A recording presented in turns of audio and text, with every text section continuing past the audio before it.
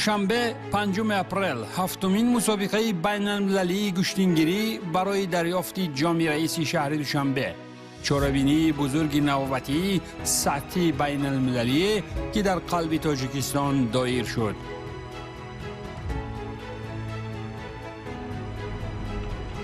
در پس منظر کل این منظره های جشنی البته که زحمت بزرگ نهان است. در حالی که قبل از برگزاری مسابقه قسمتی از مخلصان فعال به سمت مجمع ورزشی شتافته در منبرها جای خود را می گرفتند، آخرین کارهای آمادگی هم در قصر تنیس شهر دوشنبه از جانب مسئولین انجام داده می شد.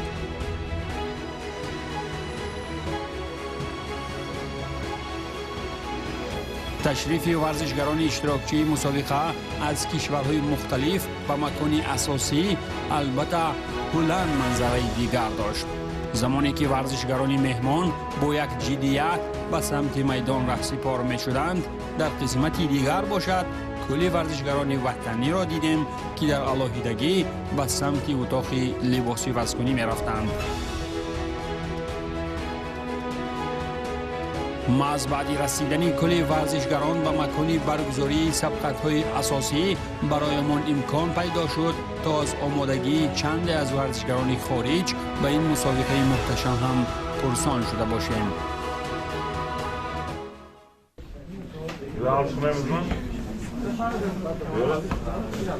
Ну, в Таджикистане я уже не первый раз. Я была уже много раз и боролась и по дзюдо здесь, и по гуштингири. По гуштингири, конечно, гораздо больше раз боролась, поэтому уже привычно мне все. Уже Таджикистан знаю, тут улицы, все знаю. Здесь даже я жила какое-то время. После гуштингири оставалась. Мне нравится. Раньше была в Таджикистане. Спасибо таджикскому народу, нашим братьям. Очень тепло нас встречают. Очень гостеприимный народ. В Гуштингири я тут пробывал уже пару дней. Научился правилам. Борьба очень понравилась. Тоҷикистон кишвари хуб аст. Мардумони меҳмоннавоз дорад, ки аз мо пазироӣ хуб карданд ва бовар дорам, ки ба ин ҷо боз бармегардем. Пеш аз омадан ба ин ҷо зиёд дар бораи Тоҷикистон намедонистем, вале бо омадан бори нахустин ба Тоҷикистон ба зудӣ дарёфтем, ки ин кишвари ниҳоят олӣ мебошад. Татарские Гуштингири я с прошлого года знаю. У меня только очень приятные и хорошие впечатления о Гуштингири. И самому хочется сюда приезжать и бороться побольше.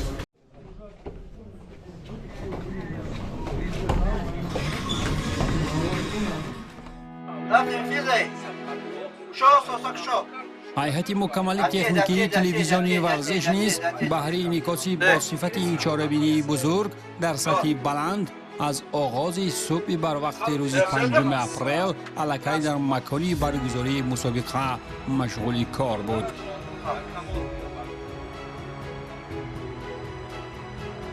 هرچند که ما توانستیم به جهت‌های دیگری برگزاری مسابقه هم توجه کرده باشیم، ولی اشتراک مخلصان محلی گشتین ملی از خرد تا بزرگ چون هر وقته به رفت رقابت‌های میدانی زیب و زینتی دیگر می‌بخشید.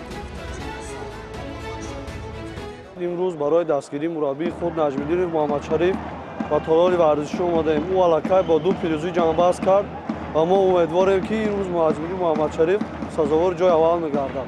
ما خرسند از آنیم که حاضر پهلوانانی تاجیکی ما در روی صحنه برآمد می‌کنند و همیشه به آنها کامیابی ها می‌خواهیم. همیشه می‌خواهیم که جای اول را اشغال کنند. شریف! شریف! شریف! شریف!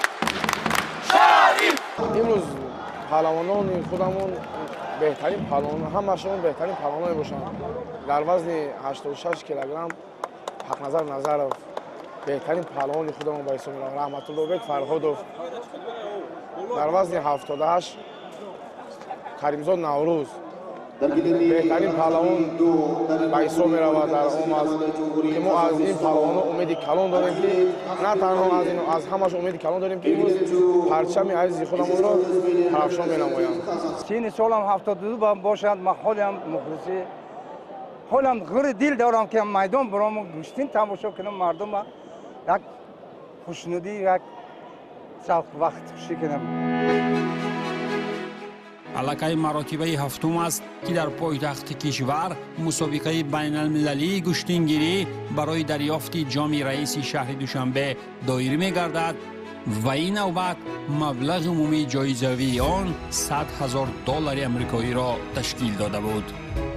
طبق قرار رئیس شهر دوشنبه چون آنانا همساله بخشیده به جشن نوروز و روزهای تاریخی همساله مسابقه بین المللی برای دریافت جام رئیس شهر دوشنبه برگزار می‌گردد که این هم باشد سال جاری هفتمین مسابقه بین المللی برای دریافت جام رئیس شهر دوشنبه آید به گوشتینگیری بخشیده به صحنه تاریخی کشور، یعنی که روزی پایتخت مملکت یعنی که برگزار گردیده شده است.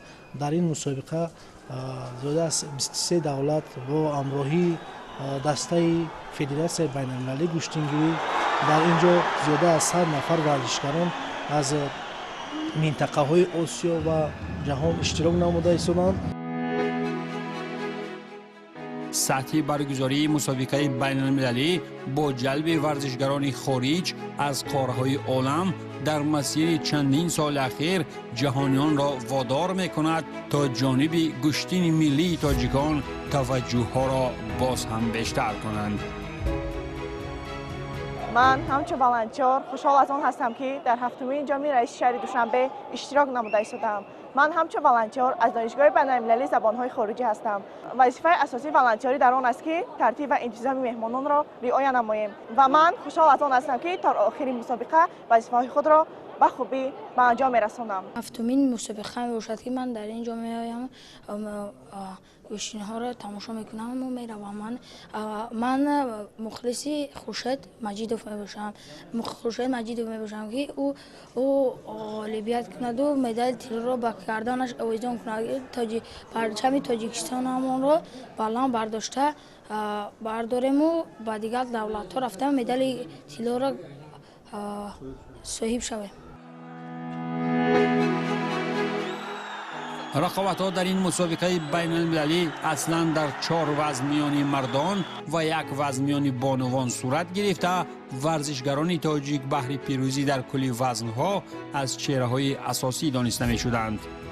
پهلوانی جوان و امیدبخش تاجیک یاسین بابا کلانوف از زمره آن نفران گردید که سرآغاز رقابت‌های وزنی تا 65 کیلو در نیمه اولی روز خود را در میدان از دیگران کلاً فرق کننده نشان میداد.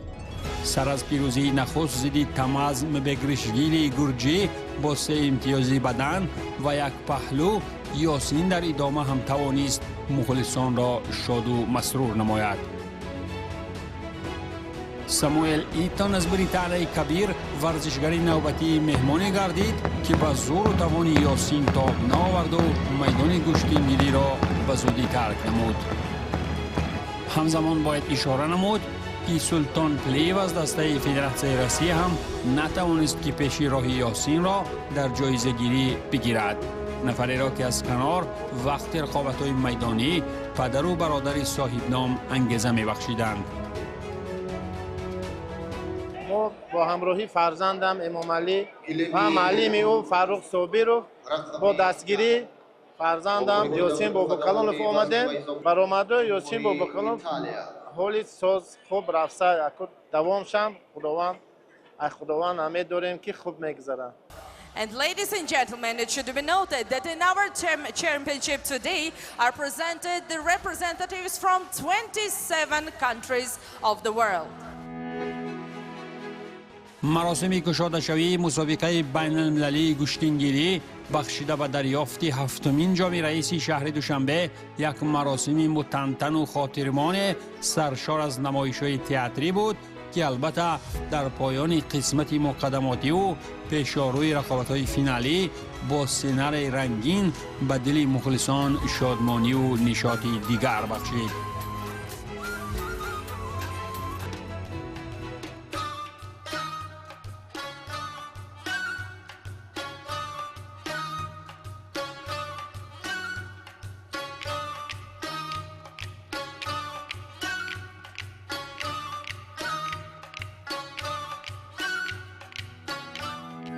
اما در پایان این مراسم پرغناوت از تاریخ و فرهنگ تاجیکی البته که مخلصان را رقابت‌های جایزوی پهلوانی انتظار بودند. هرچند که تا رسیدن به دور نیمه نهایی همگان در پیشروی یاسین با استعداد حریفانی برایش اندک سبکتر دیدند، ولی الکای بحری راخت فینالی مسابقه ارتیوم شتوربابین ازبکستانی الکای پهلوانی بود از همسایه کشور قوی و تحصیلرسان. اما یاسین را زور و توان شتوربابین زردینه سبزپوش بهری رسیدن به فینال هفتمین جام رئیسی شهر دوشنبه هم سدی راه شدن نتوانست. هرچند که برای یاسین باباکالونوف در این رقابت مشکلی هم پیش آمد، ولی الکای به شرافت یک امتیازی بدن در فینال وزن تا 65 کیلوگرم او هموطنش را انتظار بود. فینال وزن تا 65 کیلو میان مردان در هفتمین جام رئیسی شهر دوشنبه اوید گوشتینگیری فینال یگانه تاجیکی بود که دو پهلوان درخشان دیار یاسین باباکالونوف و سرور عبدالشکورov را به هم آورد. این هم رقابت فینالی بود جذاب، پرشدت و هیجان انگیز برای کل مخلصان. اما در نهایت یاسین باباکالونوف از فینال تاجیکی با روی سرخ و سری بلند پیش پیوندان و نزدیکان و مخلصان رفت. او به شرافت یک امتیازی پهلو و یک امتیازی دیگری بدن ضد حریف قوی دست بالا گردید. دو زینه افتخاری سوم این وزن باشد نصیب دو ورزشگر ازبکستانی دلشاد بوریف و ارتیوم شتوربابین گردید. ما برای این روز خیلی تمرین‌های خوب کرده بودیم با استاد خود فاروق صابیروف و در بر من برادرم نیز بود و اینجا پدر من نیز حضور دارد. من تشکری خود را به آنها می‌رسانم که مرا دستگیری می‌کنند در همه حالت، در حالتی که باخت می‌کنم، در حالتی که برد می‌کنم و به همه مخلصانی که اینجا آمدند و مرا دستگیر می‌کنند اظهار می‌نداری خود را می‌رسانم.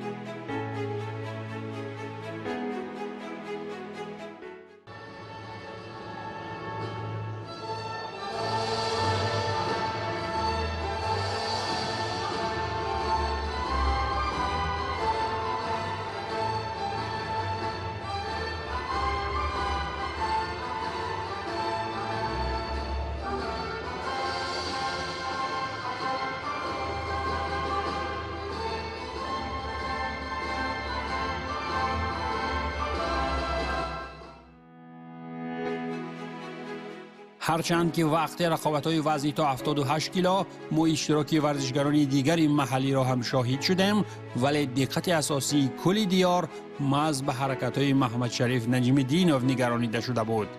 سرداربک عبدالرحمانوف ازبکستانی از زمره نخستین حریفان محمد شریف بود که پهلوان تاجیک او را بر عوض به دست آوردن دو امتیازی بدن ناکام نمود. احمد گلی عدیلیت از قزاقستان حریف نوبتی محمد شریف بود که الکای در ثانیه های نخست رقابت به پشت رفتید.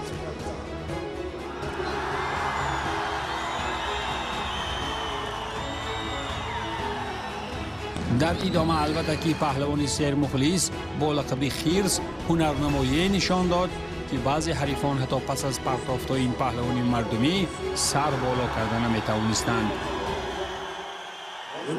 ما هواداران پهلوان شناخته تاجیک محمد شریف نجم‌الدینوف میباشیم.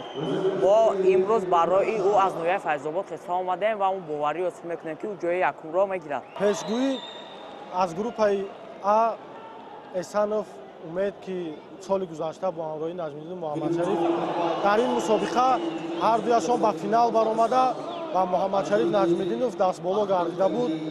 حاضر باشد پیشگویی همین است که از این گروه محمد شریف نجم‌الدینوف از گروه دیگر احسانوف باید به فینال برآید.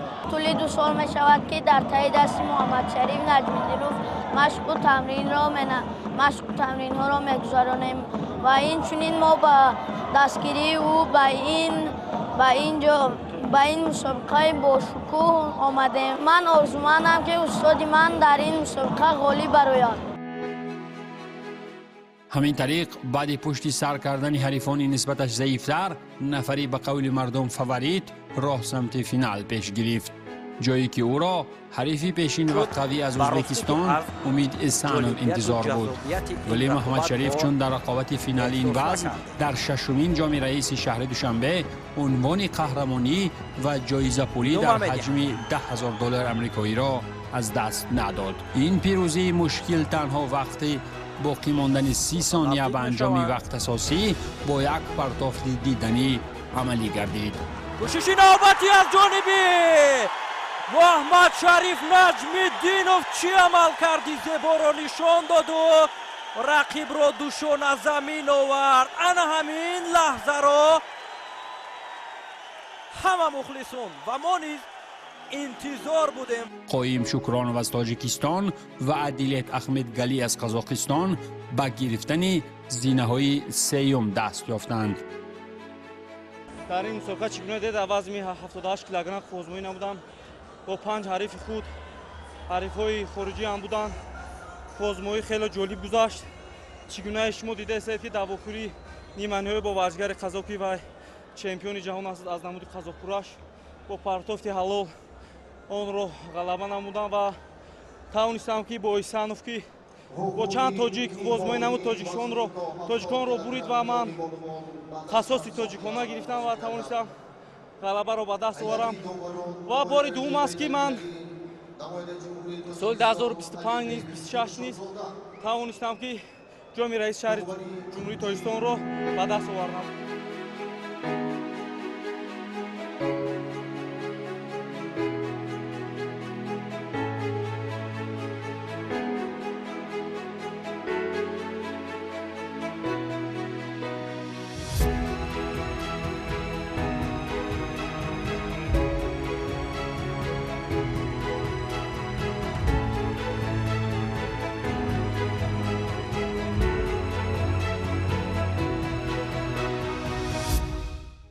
شادی و نشاط و امیدواری های راغبان گشتین ملی البته که زمانی برآمدهای جایزوی پهلوان دیگری معروف کشور حق نظر و هم با برجا و استوار بود.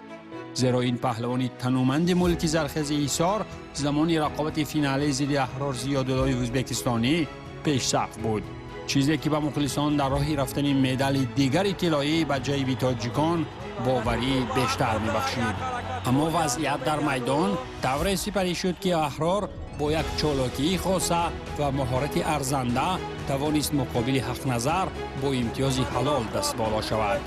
یعقوب جان نظیرov از تیم فدراسیون روسیه و پهلوانی محلی رحمت الله بیگ فرهادوف در دو زینه بعدی وزن تا 86 کیلو قرار گرفتند.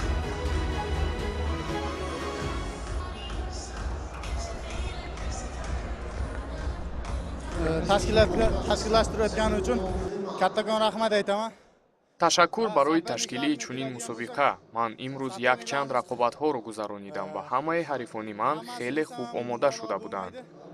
Hammasi kuchli soперниклар edi. Mana bugun bizga nasib qilgan ekan.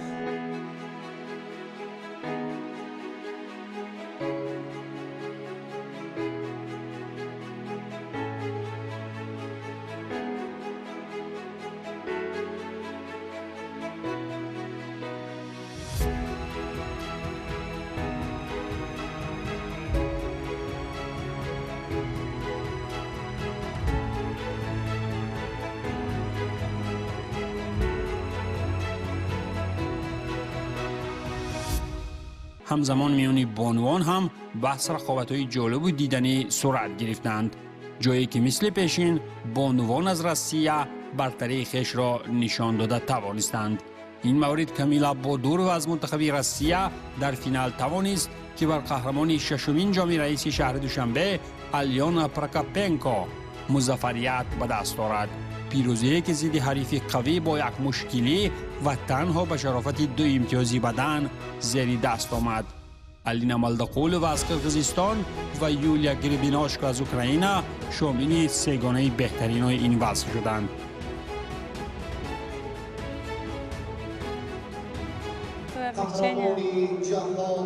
Что этот день прошел, что удалось завоевать медаль золотую. Соперники были хорошие, вот особенно в финале. Мы друг друга уже давно знаем, находились в одной сборной по дзюдо, поэтому, конечно, тяжело бороться со своими. А так организация хорошая, здесь всегда как такой турнир, как праздник организовывают, поэтому всегда интересно бороться на таких турнирах.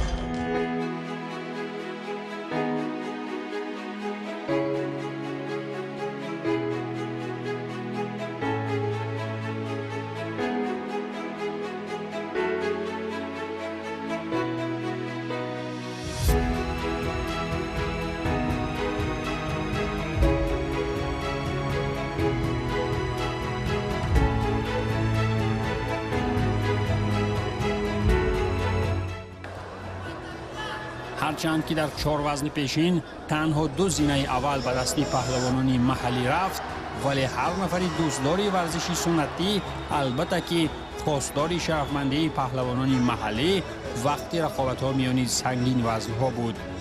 اما در این مسابقه یکی از فاوریت‌های اساسی بهر قهرمانی و غالبی ششمین جام رئیسی شهر دوشنبه شکر محمد میر محمدوف که همچنین اولین قهرمان جهان از گشتنگیری است، الکی در دور دوم به طور غیر انتظار شکست خورد.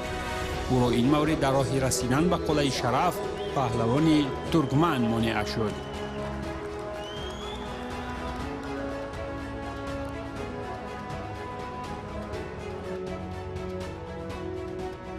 بعد این حالت البته که امیدها دیگر به جانب 2 سنگین وزنی نامداری دیگر خورشید مجیدوف و قهرمان فعلی تاجیکستان شریف جان نظریف نگرانیده شدند. اما خورشید هم تا راه فینالی نرسیده، الکی در مرحله چهارک نهایی از بک مراد اولتیبایف ناکام شد. پهلوان نامآشنای کشور شریف جان نظریف طبق خواسته های مخلصان تا به رقابت فینالی خود را رسانیده توانست. او بهره عنوان قهرمانی 7مین جام رئیسی شهر دوشنبه و مبلغ جایزوی $10,000 آمریکایی در مقابل شاهرخ خان بختیار از ازبکستان ایستاد شد. اما چطور همگان با غمگینی و دل نافارم و چشمان سر دیدند، بدون یگان شانس شریف جان از عمدهای ازبکش دچار شکستی سنگین گردید. کوشش نوبتی و چیپ پرتافته از جانب شاهرخ خان بختیار. حالا که بیرونه رو ببینید که چگونه اجرا کرد پهلوان ازبکستانی. بک مراد اولتیبای ازبک و حسین خل میرزایی از دسته فدراسیون روسیه 2 زینه سوم وزن جمعی 86 کیلو را مال خود کردند. این اولین اشتراک من در مسابقه های گشتنگیری بود و برایم با موفقیت انجام یافت. من جای اول را اشغال کردم. تشکر برای تشکیلاتچیان مسابقه، مربیان و داوران. در فینال حریف قوی داشتم. امروز خوشبختانه توانستم پیروز شوم. Yutqazib turgandim, omad kuldi menga.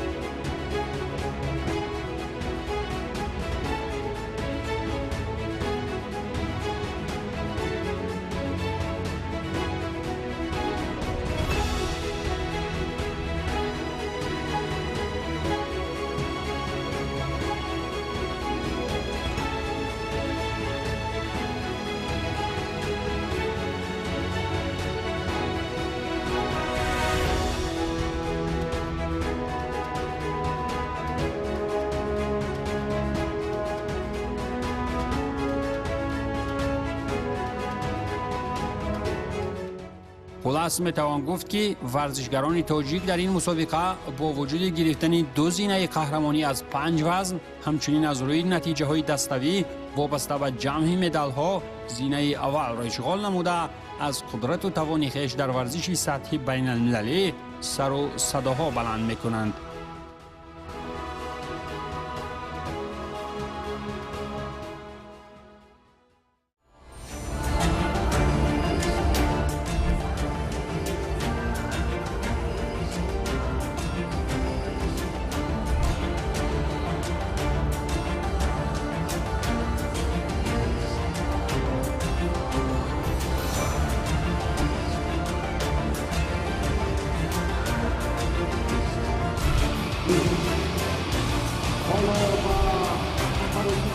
Thank you.